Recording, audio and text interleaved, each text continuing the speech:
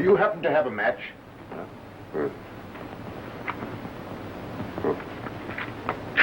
Say, where you come from? This building is closed.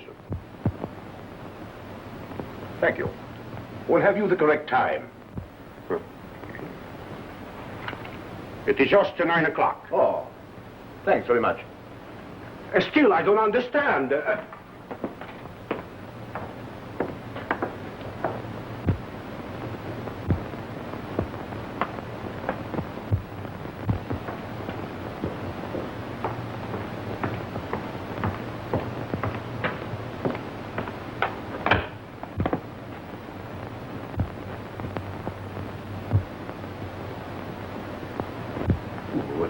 What's the matter?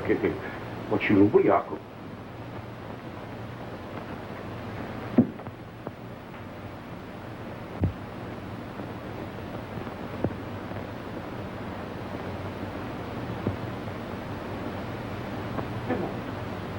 Che Dio è morto?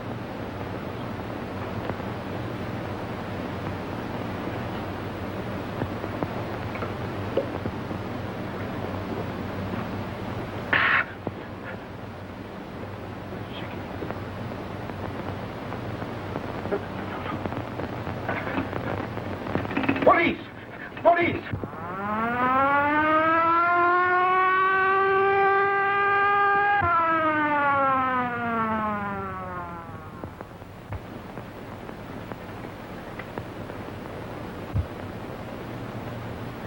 Death was caused by strangulation, Inspector.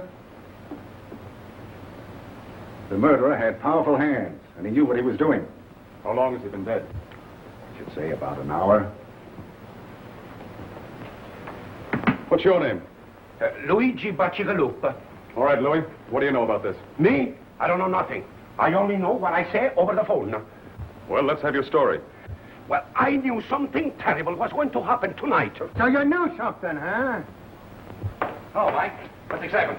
Why, there's been a... Oh, yeah. I see.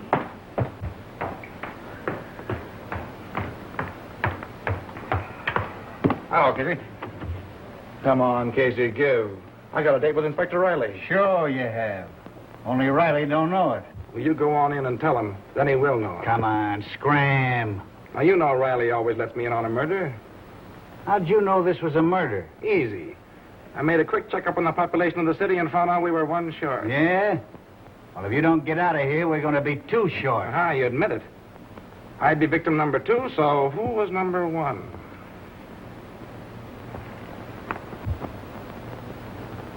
Garfield. Garfield.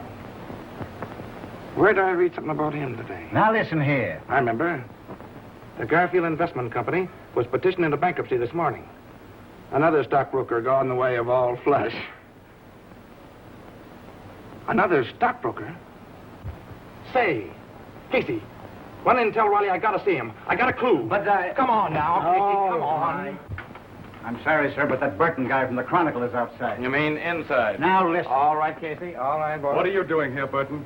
Well, you know I always tag along with you on all your unsolved murders. I just thought I'd come along to see that you didn't break the record. Is that so?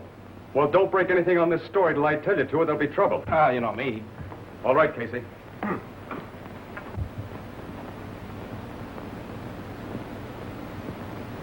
Strangled, huh? Just like the other cases. Yeah, that's not the only similarity either. When the murderer was leaving the building, he asked the janitor for a match and the time. Yeah? The fourth case we've had just like this in a month. Clues are all the same, and they lead no place. I think we've got a clue. What do you mean? Has the fact taken residence in your cranium that Garfield is a stockbroker, and that the other 3 victims of the recent murder cases were also stockbrokers? Where does that get us? Why, gives a tip on the kind of man to look for. Instead of wasting your time on thugs, you can concentrate on the clients of Garfield and the other stockbrokers. Say, if we're going to suspect everybody in this country that saw them stockbrokers, we're going to be getting out indictments for half the population of the United States. Hogan's right, as usual. Your theorizing's okay, kid, but I'm with the inspector. We got to start with Bucci Galacci or Lacci. Oh, Louis. He got a swell peek at this guy as he left the building. I'm going to take him down to headquarters and let him drag an eye through the rogues gallery. The rest of the men from the homicide squad are here, sir. Send him in. All right, boys. Hi, gang. Doc, let me have a record of the autopsy as soon as you can. All right. Get me a complete photographic record of everything. Footprints, fingerprints, the whole works. Yes, sir. If we fall down on this case, we're through, the bunch of us. And as for you, Mug, when you write this up, use only the barest details. I don't want them to know anything we found out. Say, Sherlock, I could write all you found out on a postage stamp. And still have room on it to do a jigsaw puzzle. Is that so? You seen you?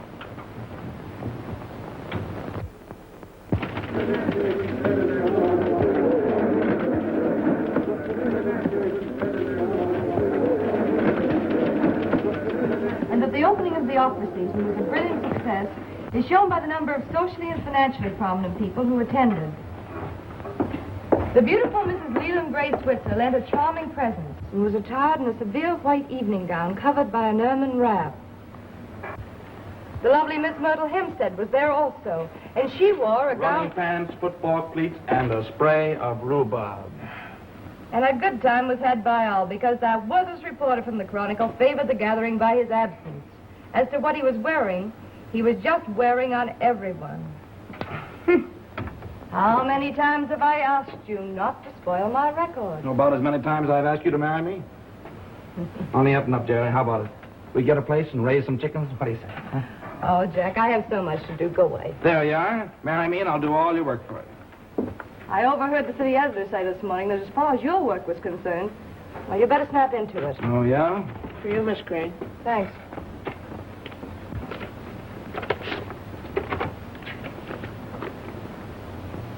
Love letter, huh?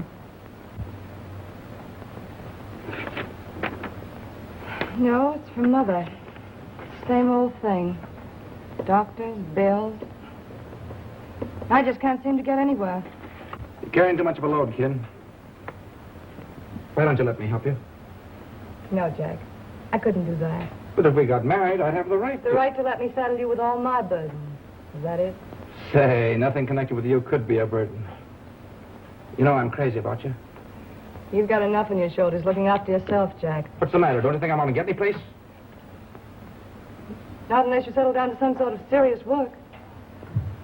You know, you can write a story with more punch and drama than anybody else in the game. Yet all you do is waste your time on sensationalism.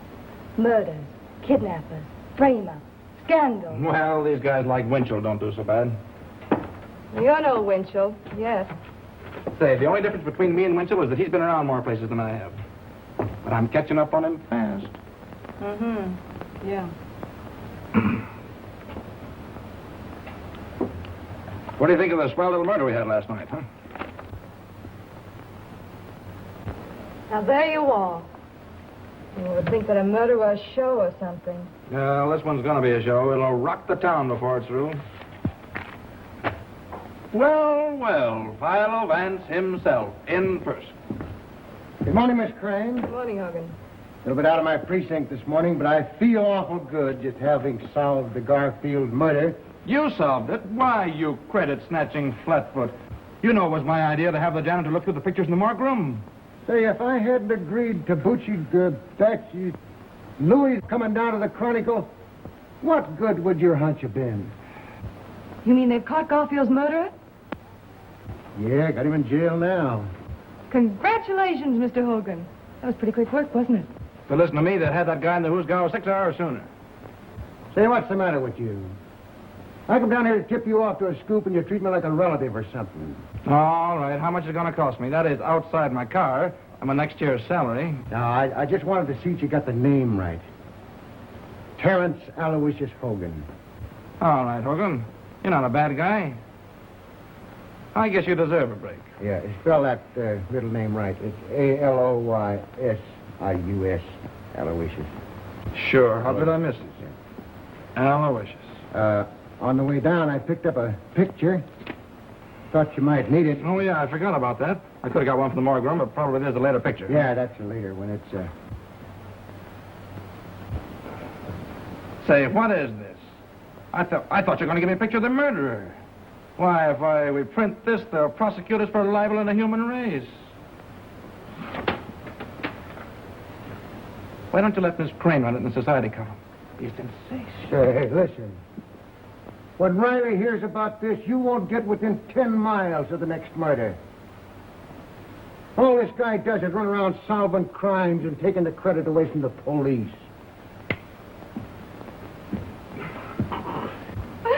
Poor Hogan. He means well, but he just ain't bright. Say, kid, what do you know about this big shot Breen, anyway? You mean Jerome Breen? Yeah, that's the baby. He's been giving the socialites an awful play lately. It's more in your line than mine. Well, I haven't got time to look him up in the files just now. Let me see. He came to town about 2 years ago. Mm-hmm. Bought the Tucker estate. Yeah. Everybody likes him. He's given thousands of dollars to charity and all that sort of thing. Boy, what a yarn for the front page this'll make. What's Breen been doing to get himself on the front page? Oh, he's the guy that killed Garfield and a few others, probably. Why, Jack, that's ridiculous. Jerome Breen isn't the sort of man who would murder anyone. No? Well, Louis, the janitor, possibly identified him as the man who was prowling around the building the night Garfield was strangled. Have you seen Mr. Breen? What does he say? Sure, I was with the squad when they picked him up. Naturally denies it, they always do. Jack, I think it's terrible to arrest a prominent man like Mr. Breen on so little evidence. Yeah? Well, we're going to have a whole lot more evidence before we get through. Now I see it. Just because you and the police department have a lot of unsolved murders on your hands, you're going to pin it on a man who's done more for this city than all the police and the newspapers put together.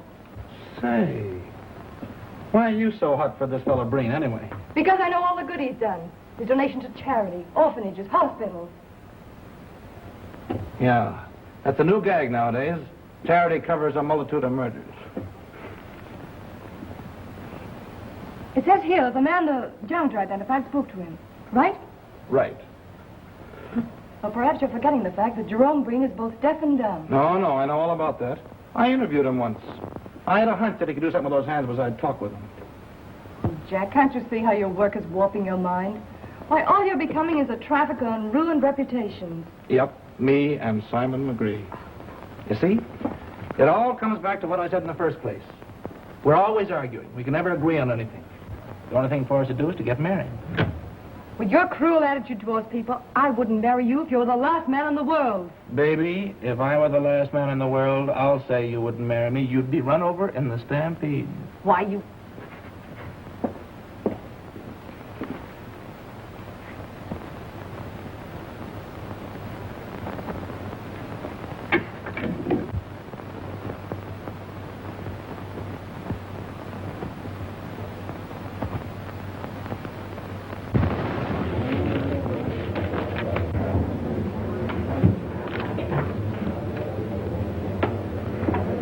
Evidently, the prosecuting attorney is considerably worried.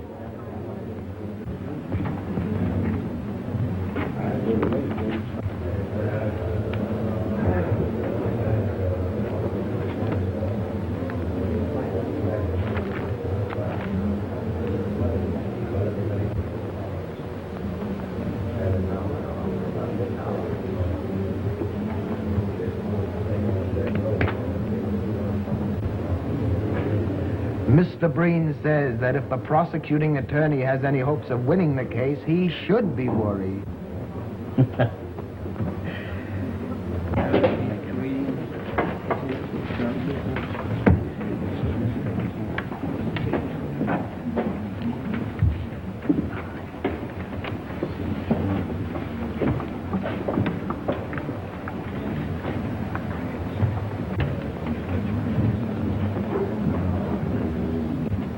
Jerry, look, if that guy can't hear what people are saying to him, I'll eat my hatter. Oh, don't be silly, Jack. Why, all intelligent deaf people are lip readers. Oh, yeah? What do you think, Chief? Will they get a conviction? I don't know, Hogan. It's got me. All the state has to go on is the testimony of this janitor.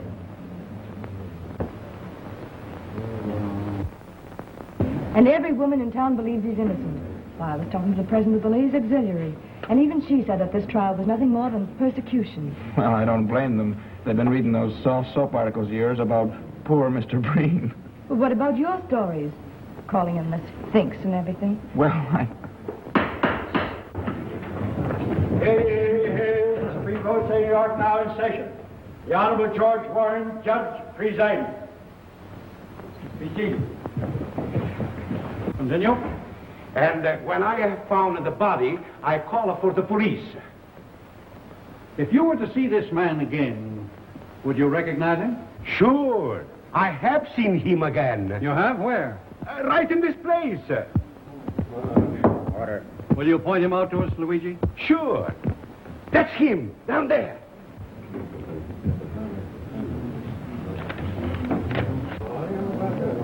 Order. You're quite sure that you couldn't be mistaken? Sure. I saw him with my own eyes, and I heard him with my own ears. That's all. Your witness.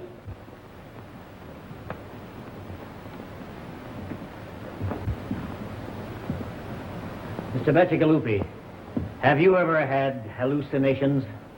Come again? Order. I mean, do you ever imagine that you hear things or see things? Your Honor, I object. Objection sustained.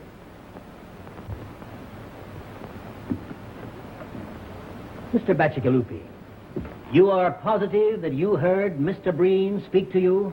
Yes, sir.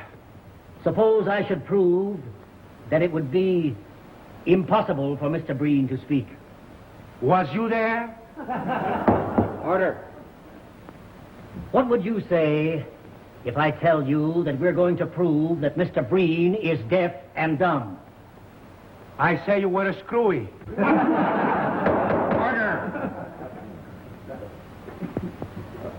You take a drink now and then, don't you? Sure. I have the cold almost all of the time. It was cold the night of the murder, as I recall. Maybe you took a few drinks of whiskey to warm you up. No, sir. No. Think now. That was 6 weeks ago. How can you be so sure? You mean I am sure that it wasn't a whiskey? Yes. I never took a drink of whiskey in all my life. What? It was a gin. Order. That'll be all. Yeah. Your witness, Mr. Prosecutor. Is that all with this witness? No more questions. You are excused. Huh? Thank you very much. Mr. Breen, can you tell us where you were on the night of the murder? Mr. Breen says that he was at home, in bed. Now, Mr. Breen, can you tell us of anybody who saw you at home on the evening in question?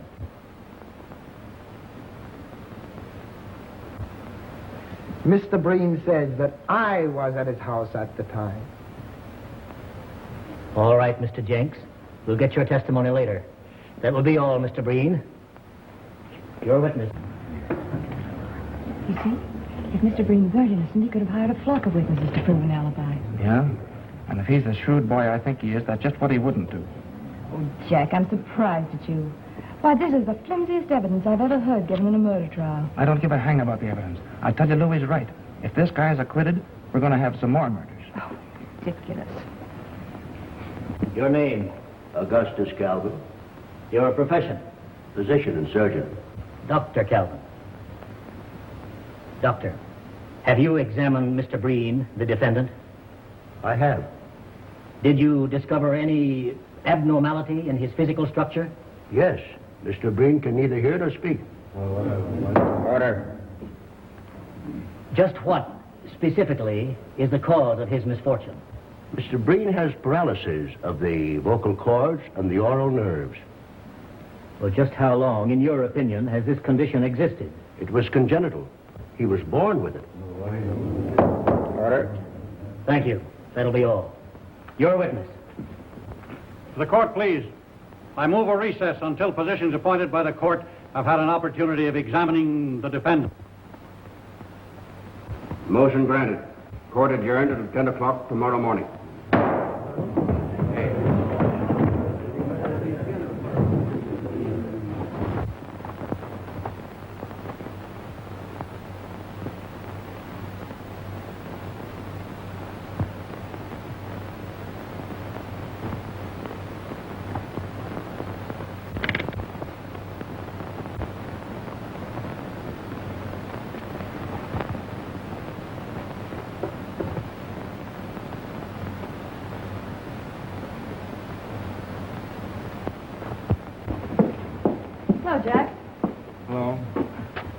I'll bet you're enjoying that more than any story you ever wrote.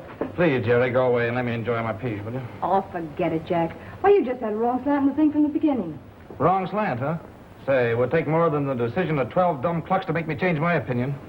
I suppose all we gotta do now is to sit back, wait for some new murders, and cheer. Oh, don't be silly. Hey, I'll be through this in a minute.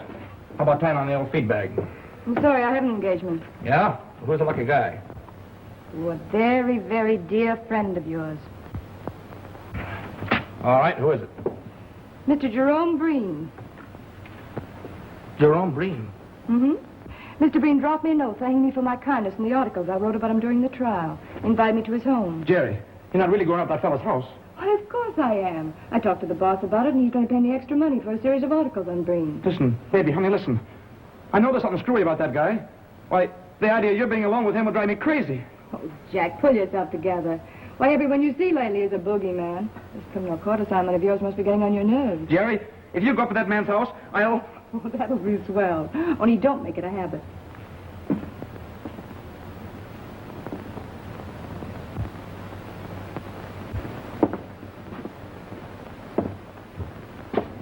You, Mr. Burton?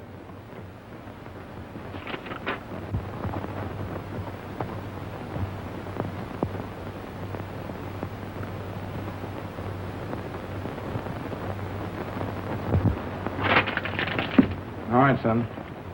Say, Mr. Burton, there's a question I've been wanting to ask you for a long time. Go ahead, shoot. I know all the answers except the right ones. Well, you see, I sort of been wanting to become a great reporter, and I'd like to know how to begin. Well, son, when you find out how to begin to be a great reporter, let me know. And I'll start with you. Oh, boy.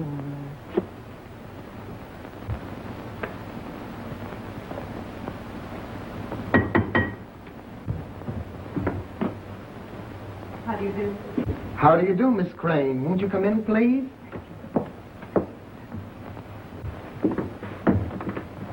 If you please.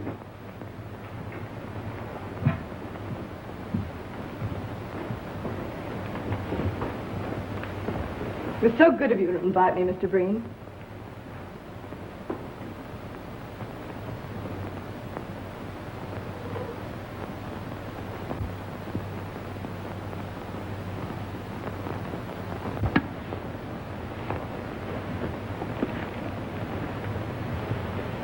It's a lovely house you have here.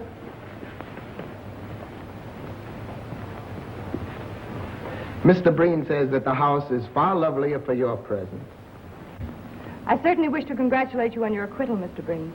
The whole thing was preposterous.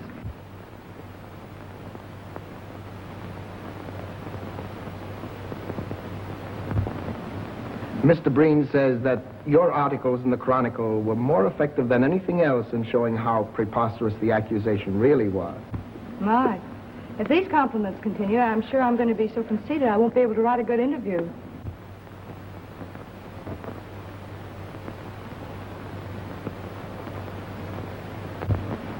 Well, why write one then? And Mr. Breen is afraid that an interview with him will have one boring necessity. I don't understand.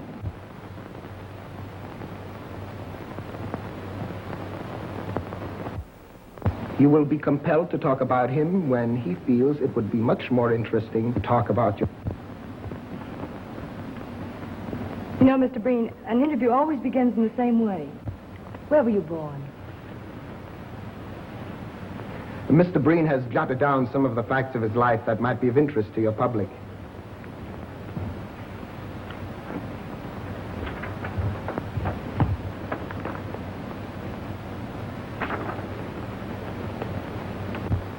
You may use the material in any way you see fit.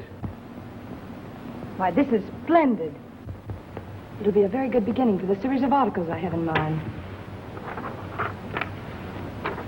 Mr. Breen says, and now you have no alternative except to talk about yourself. And now, Miss Crane, if you will pardon me, I shall make the tea. I do hope Mr. Breen isn't bored.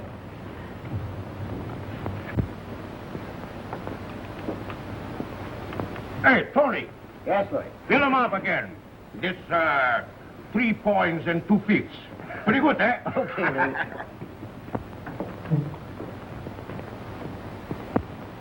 There you are. Ah, thank you. Hello, Louis. Hello, Mr. Burton. Well, when'd you give up drinking gin?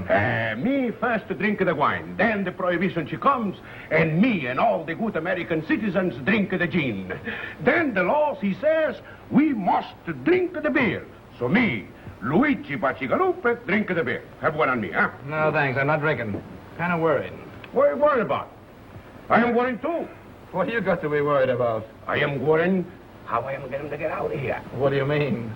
See, it's like this. I eat the pretzels, then I get thirsty. I drink a glass of the beer, and when the glass of the beer goes down, I get hungry again, then I eat the pretzels, and I wonder worry what is going to be the end. Yeah, that's tough, all right. Hey, listen, Louis. Yeah. Are you dead sure it was Breen you were talking to the night of the Garfield murder? That's what I say in court, isn't it? Yeah, I know, old man, but nobody seems to believe you. Now, after all, you know, you were drinking pretty heavily that night, weren't you? You might have been mistaken, huh?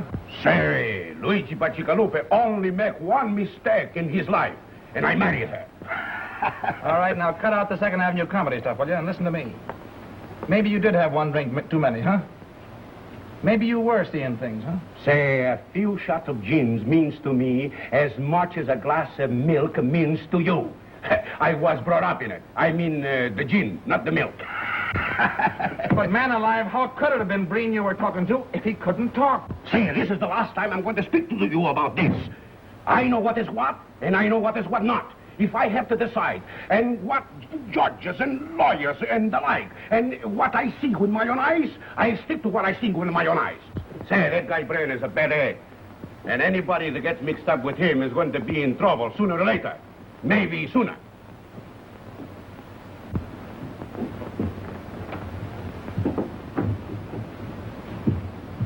I don't believe Mr. Breen was expecting you, Mr. Werner. Well, I've got to see him. I'll wait. All right. But you must meet Mother sometime, Mr. Breen. I know you'd like her.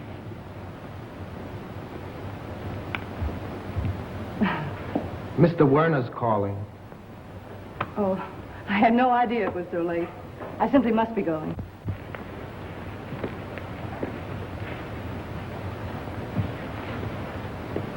Mr. Breen says he hopes you will come often. He is very lonely. You're very kind. And it is so restful here. I'm afraid I'll wear out my welcome. Thank you. Goodbye.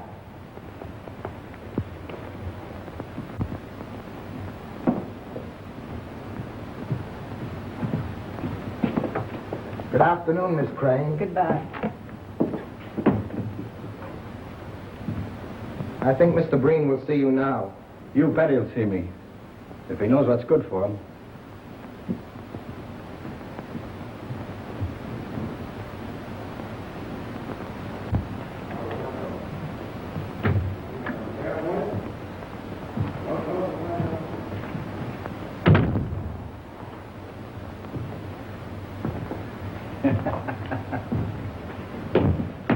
Oh, boys. Hello, Hogan. Rally in. Yeah, he's in. You better stay out. What's the matter? Hydrophobia. Ah, well, he's always glad to see me. Hey, listen, you. Did you hear what I said? I said no. Well, go ahead. Make it snappy. What do you want? Me? Oh, I just dropped in for a drink. You know better than to drop into a police station for a drink? I don't know what this country's coming to when a guy can't get a drink in a police station. Come on, Scram, I'm busy. That's all right. You're not bothering me.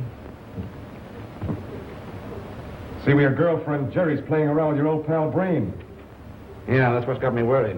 Why don't you do something about it? I can't, Jim. I've talked to her till I'm blue in the face, but you know how a dame is. The more you knock a guy, the more she's for him. Well, I'm sorry for you, kid, but I get grief of my own. I'm not in so strong with the police commission. Hey, Chief. There's a Mr. Warner here to see Burton. Werner? To see you? Oh, yeah, I forgot to mention it. I told him to meet me here. Say, what do you think this place is, a reception room? Listen, Jim, this guy may have a clue on the Breen case. He called me in my office, but I couldn't see him there on account of Jerry. Well, It's about the reward that my boss offered on the Garfield case, see? I wanted to hear him in case he has anything important to say. And what am I supposed to do? Play stenographer and take down a report of the conversation? No, you'd go in the other room and listen. I don't think a full view of that mug of yours will make anybody inclined to talk. Oh, is that so? Show him in, Casey. Huh?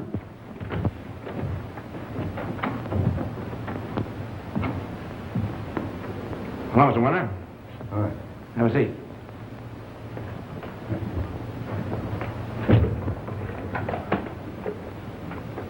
I hope you don't mind my asking you to come here, but you see, there are reasons why I couldn't have you at the Chronicle.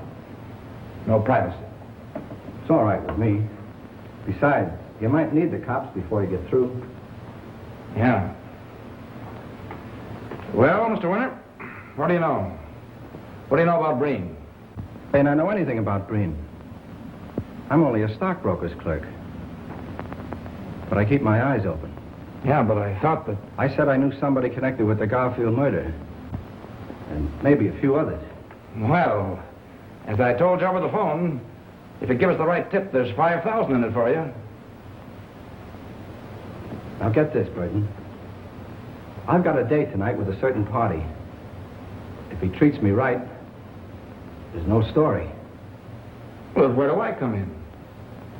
You're going to be at my house at 8:30 tonight for $5,000. Either I tell you the story and get the dough, or it's no sale. But there's the address. Remember, 8:30. Oh, and another thing. If you should get there before me, don't say anything to my mother. She thinks the party I'm dealing with is on the up and up.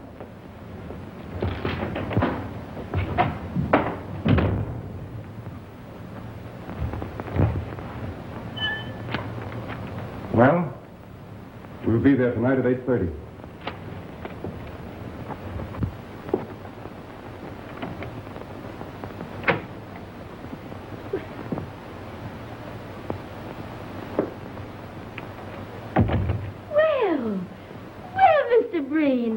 I didn't know Dave was expecting you. I think he's taking a nap. I'll go call him.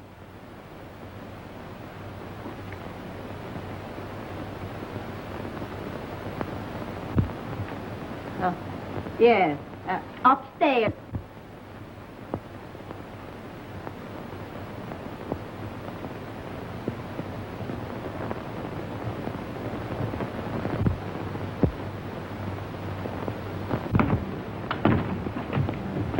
Well, I hope this isn't another wild goose chase. Well, anyway, it won't be a total loss. It's a good speakeasy in the same block. Find the wisecracks. Better get going. It's 8:10 now.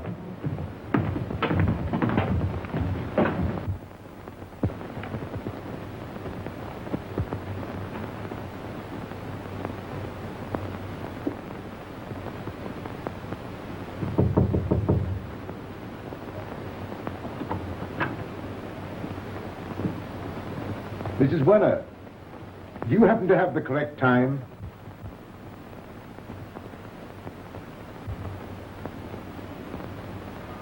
Oh. Oh.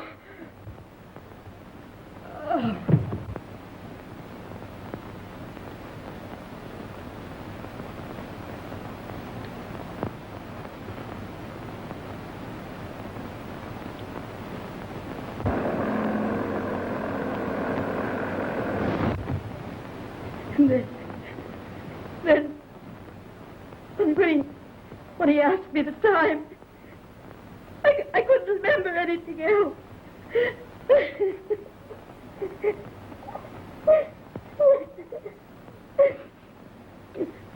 Oh, let me go up to him. Oh, you mustn't do that, Miss Werner, please.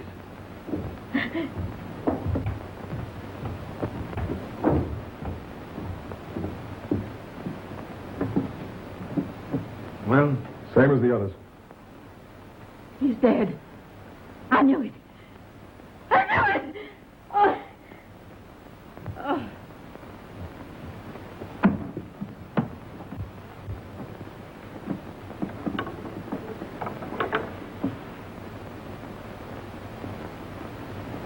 What are we going to do?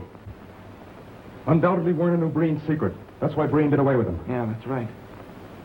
We're going to that skunk's house. Hey, what about her? We'll take her to the neighbors. Come on.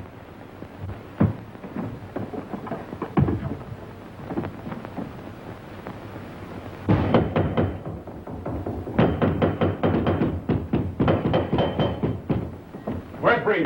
Why, he... Come on, Riley.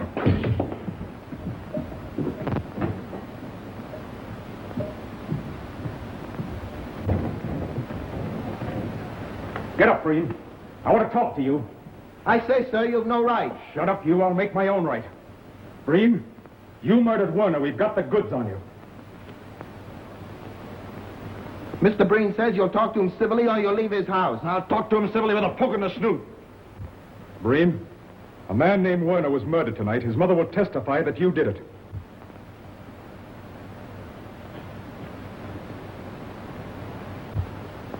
Mr. Breen says, why don't you arrest him again and make yourselves the laughing stocks you were in the Garfield case? Why, you...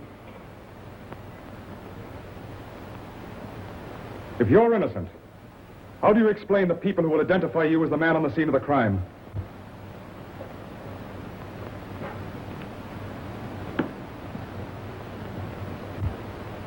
Mr. Breen says, if you look at the matter calmly, it is easily explained. The watchman on the Garfield case was obviously drunk and might have identified anyone. And Mrs. Werner, after her son was murdered, probably had an hallucination caused by what she'd been reading in the papers.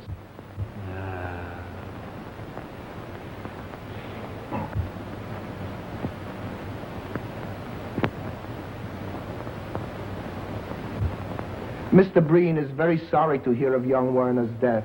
He liked the boy immensely, and he will do all he can in order to help to bring the murderer to justice. Thanks. Breen, where were you tonight at 8:30? Mr. Breen has had a very bad cold. He lay down at 6 o'clock and slept until the gentleman wakened him. Uh-huh.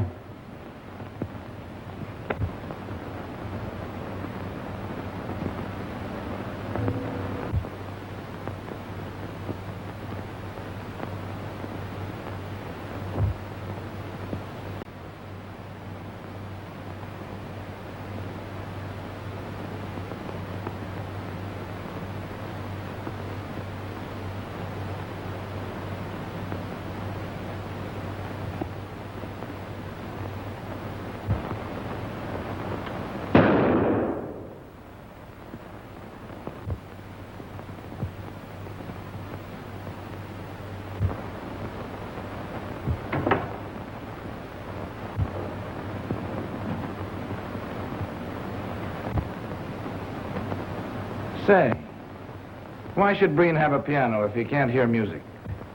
Mr. Breen has the piano for the enjoyment of his guests. Oh, yeah.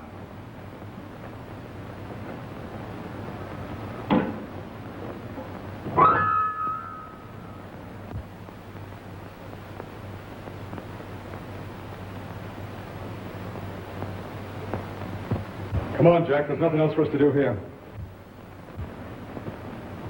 Good night, Mr. Breen. I'm sorry we disturbed you.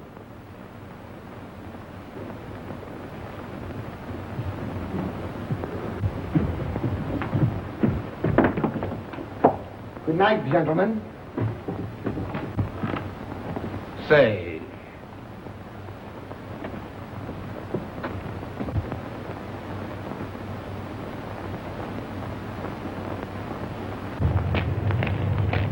what do you make of it, Jim?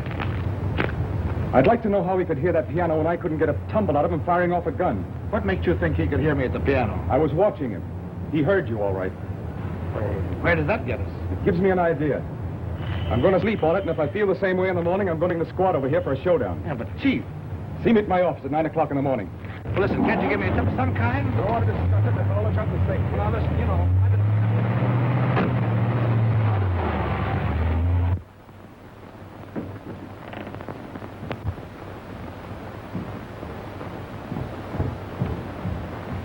That copper is onto something.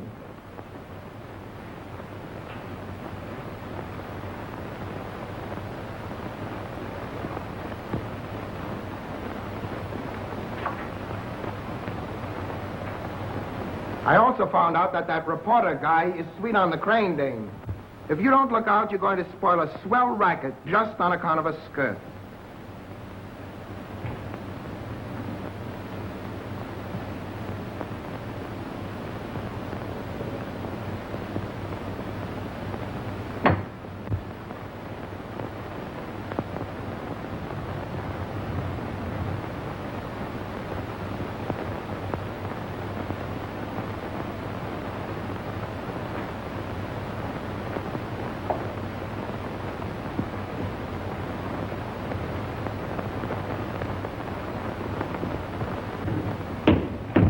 Hi, boys. Hi, Casey. Hey, wait a minute.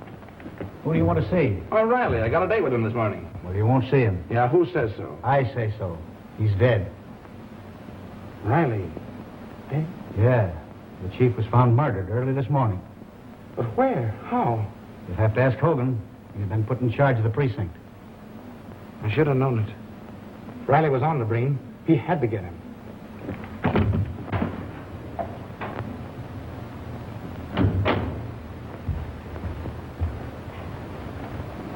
Hogan, how did it happen? Tell me about it. Riley's wife found him in bed, 7 o'clock. Strangled like the other guys. How could the murderer get to him? Easy. Alleyway and a fire escape leading to his bedroom window. Now I know it's Breen. Yeah? What are you going to do about it? Can't get anything on him.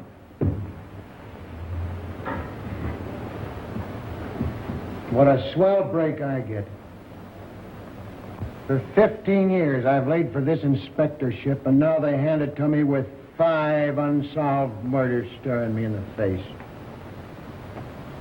What's the police commission got to say? They give me 2 weeks to find the murderer of Riley, or I'm canned.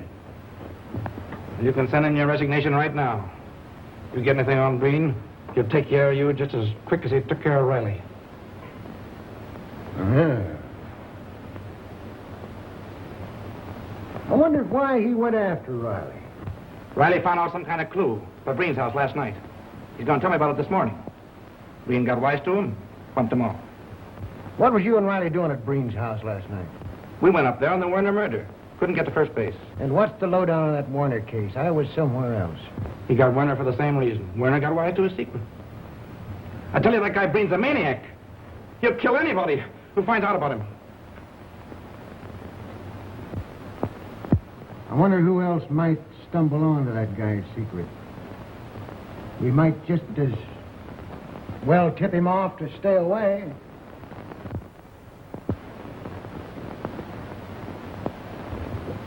Jerry Crane.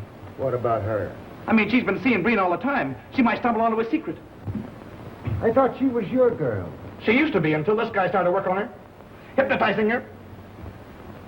I gotta do something. Say, wait a minute. Let me talk to her. I got away with these dames. Yeah, all right. Say, give me the Chronicle right quick. Yes, we know, but don't you realize the danger you're in? I'm sorry, Mr. Hogan, but I can't see it that way. Why, I know Mr. Breen better than any of you. He couldn't possibly be guilty of the things you're talking about. But, Jerry, dear, don't you understand? We've been working on this thing. We can see things you can't. Jack, you should know better. When people go snooping around with wild ideas in their mind, the first thing you know, they begin to believe them. As a matter of fact, you're asking me to believe the rottenest things about one of the finest men I've ever met. We're not asking you to believe a thing. All we want you to do is to stop associating with Breen. What do you mean, associating with Breen? Well, everybody's been talking about it. It's even been in the newspapers. All these visits you've been making to his house. Which only means that the gossipers and columnists in the other papers are following in the footsteps of Mr. Burton at the Chronicle. You're very foolish. Risking your life for a woman's whim. Why, this is no whim, and Jack knows it very well. I'm writing a series of articles on Mr. Breen. I'm being well paid, and I need the money badly. All right, then, chuck your articles. I'll give you what you need. Well, we've been through all that, Jack. How many more articles have you got to write? You've written a dozen now for a guy who doesn't even write a short obituary. Well, that's really my business. Supposing I make it my business. Now, see here, Mr. Burton. I like Mr. Breen, and I'm going to see him whenever I want to. But, Jerry, listen, honey, don't go now. Have dinner with me and talk it over. As a matter of fact, I'm having dinner with Mr. Breen. What? Don't you realize that bird has bumped off 2 men in the last 24 hours? Don't that mean anything to you? What? Yes.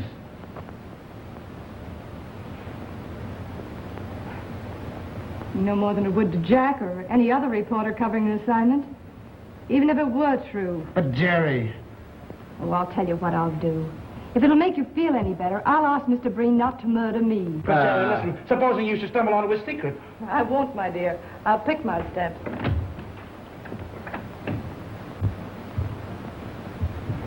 Hogan, I don't care what she says. She's liable to go up in the house tonight and never be heard of again. Send Casey in here. We've got to do something. Calm down now and let me handle this, will you? You want me, Chief? Yeah, I want you and Sullivan to watch that Breen house. Jerry Crane's going over there tonight. If anything suspicious happens, telephone me here. Oh, thanks, Hogan. You're a pal. I'll go along with the boys and help them cover the house. Yeah, and I'm going to get into a jam over this. It's against the commissioner's order to have anybody watching us as suspected of a felony. Felony? Say, what do you think this is, a picnic? I don't like dames. I never did like dames. I'm going to get canned for protecting one when I ought to be giving her a good swift kick in the slacks. You're right, Chief.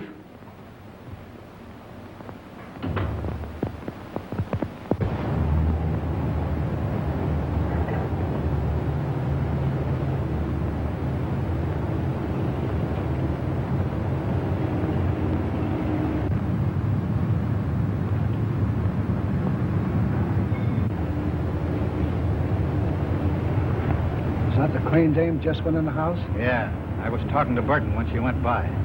Just our luck. She's a good-looking dame. We'll either have to wait here for hours. Well, it's Hogan's orders. You better keep circling the block.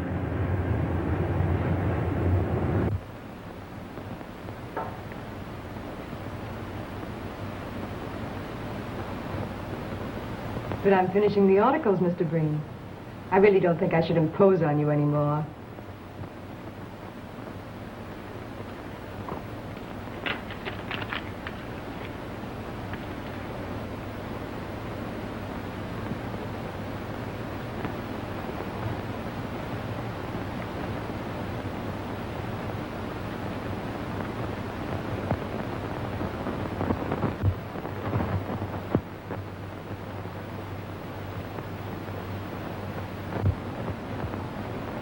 Well, I can't see any reason why I should stop coming up here. You seem like an old friend whom I've known for years.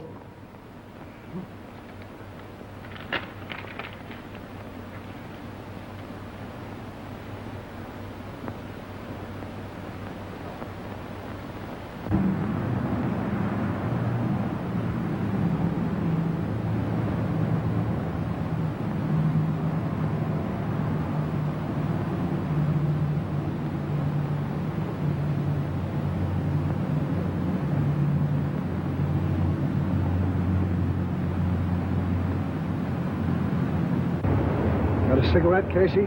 Sure.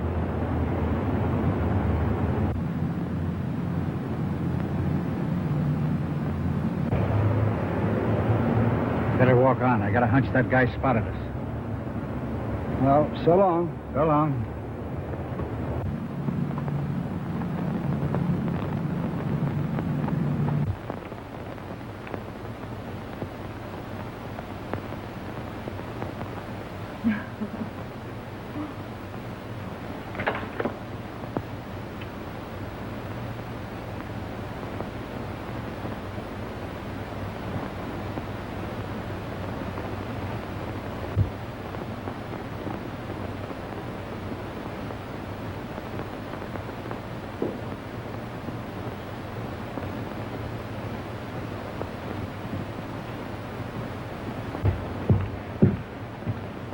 I told you about that dame. There are a couple of dicks outside watching the house.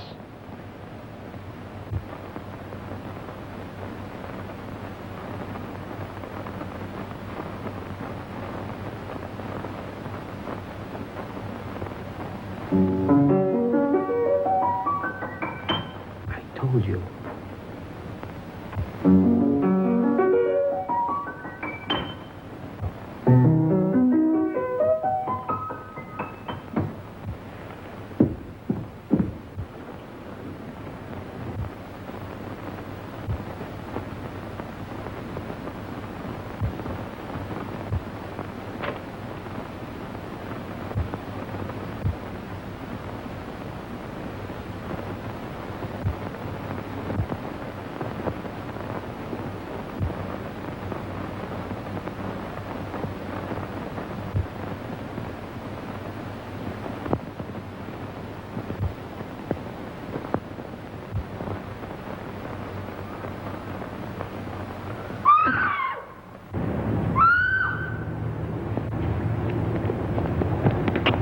Phone Hogan. Come on, Casey. Quick.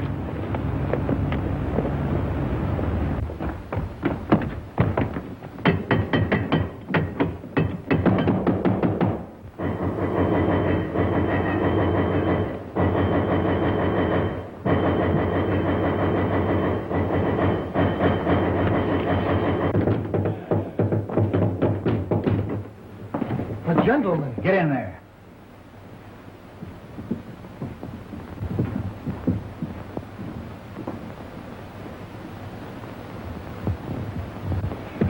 Where's Jerry Crane? Now listen here, You shut up. What have you done with her? Casey, I'm going to search the house. Keep these two birds covered. Right.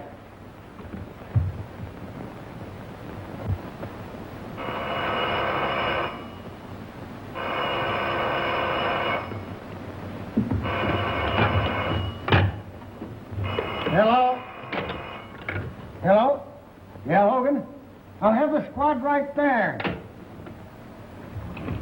Get on the way, boys. Get on your toes. We're leaving. We're on our way.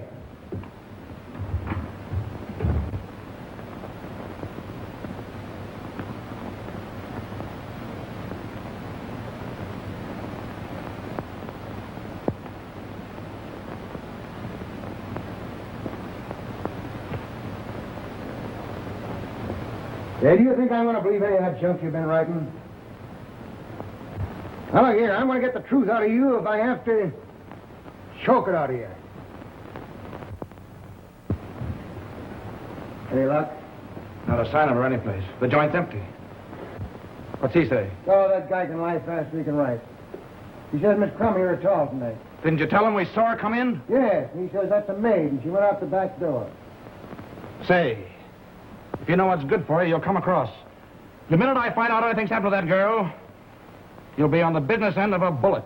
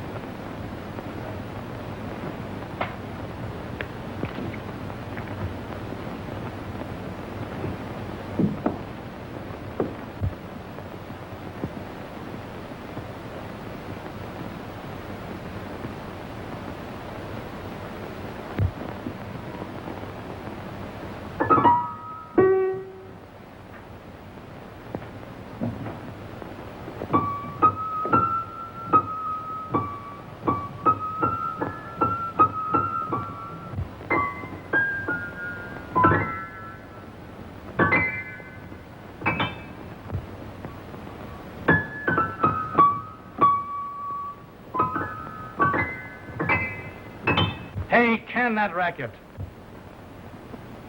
You just ain't got no ear for music. Besides, I think a lot better when I play. Yeah?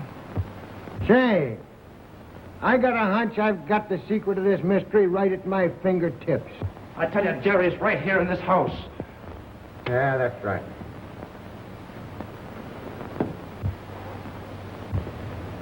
Say, didn't Riley say something about getting a clue around here? Yeah, he said something about Breen being able to hear the piano. Yeah.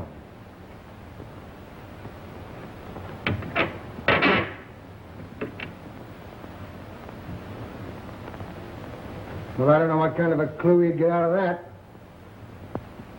Yeah. Whoopee.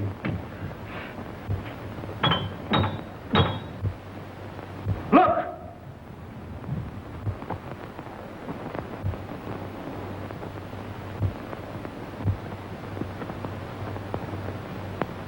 Get that guy!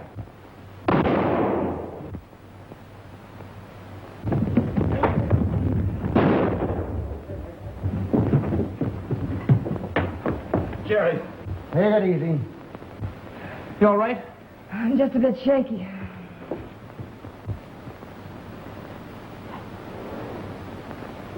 Yeah, you take it easy there, boy. Ah, I told you not to trust this fellow, didn't I? Thought you said she wasn't here. The other guy's dead, Chief. Yeah? Watch him.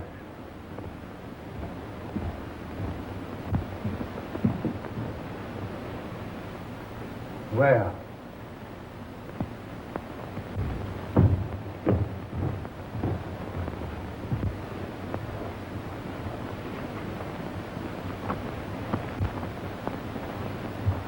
They're just like as two peas in a pod. They can't both be deaf and dumb. I wonder which one of them we plugged. Hey, can you talk or can't you? Now, I'm going to tell you right now, I won't believe a word you say. All right, gentlemen.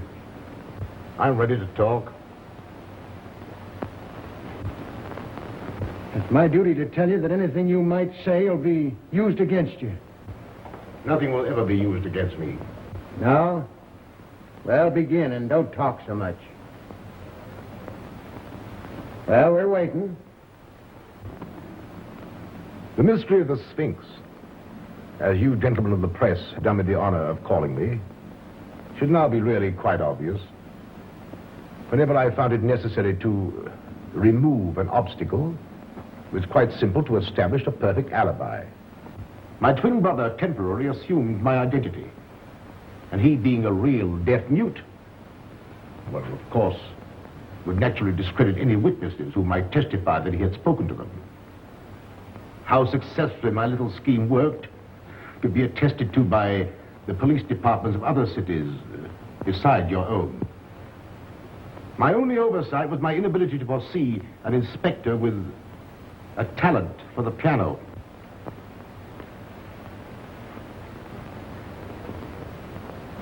So you admit that you got Garfield, eh?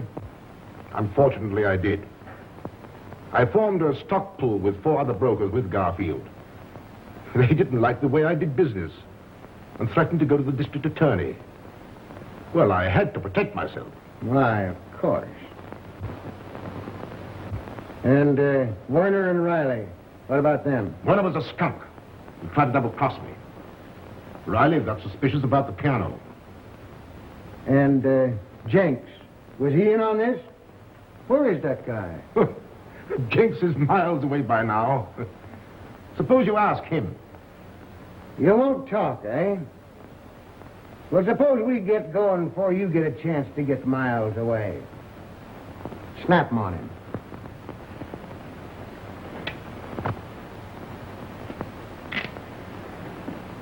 All right. I'm ready. No.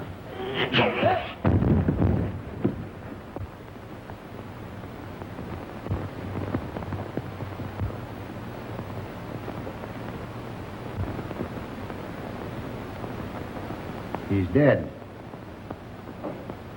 Must have been heart failure.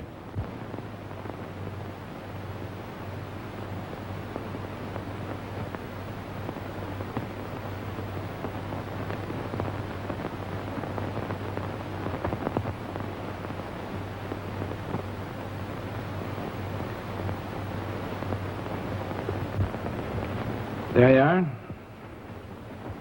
Careful. What's that, a souvenir? That's how he died. Poison. What are you trying to do, kid me? It's a medieval poison ring. If you press it right, the plunger comes out and pricks the finger. Oh. You know, I suspected something like that all the time. Yeah. Sullivan, take care of that, will you? And, Jack, I guess I've been pretty stupid. Well, I'll let it go this time, but from now on, I'm wearing the brains in this family. This family? Aren't you working a little fast? You bet I am. We're getting married. I'm going to raise chickens. You're going to raise... How about it, Mama? All right, boys, I'll see you pretty quick. You take care of her. Oh, excuse me. All right, I'll go on. Huh? Well, Inspector, I guess you keep your job after all, huh? Yeah. I keep the job. And you all laughed when I sit down at the piano.